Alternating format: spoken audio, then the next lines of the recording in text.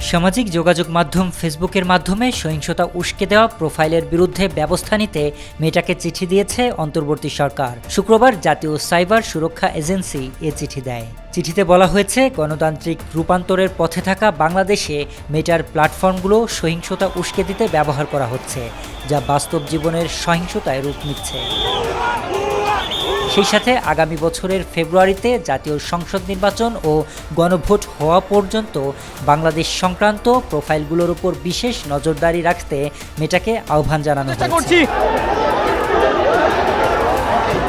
সম্প্রতি বাংলাদেশে প্রথম সারির দুটি পত্রিকার উপর হামলা ও ভাঙচুরের মতো ঘটনা ঘটেছে। ধারণা করা হচ্ছে, এই হামলার নেপথ্যে ফেসবুক পোস্ট সম্পর্কিত থাকতে পারে, যেখানে সবাইকে একত্রিত হয়ে উস্কানিমূলক কর্মকাণ্ডে জড়ানোর আহ্বান জানানো হয়। এদিকে বাংলাদেশে বহুল আলোচিত সাংবাদিক ও অনলাইন অ্যাক্টিভিস্ট ইলিয়াস হোসেনের ব্যক্তিগত ফেসবুক পেজ শুক্রবার থেকে ডিসেবল হয়ে আছে। বিশ্লেষকরা ধারণা করছেন, মেটার কাছে অন্তর্বর্তী সরকারের চিঠির পর হয়তো মেটা তাতে সাড়া দিয়েছে। তবে দেশকাল নিউজের পক্ষ থেকে এটা নিয়ে এখনও স্বাধীনভাবে যাচাই করা সম্ভব হয়নি। শরীফ রাহাত, দেশকাল নিউজ।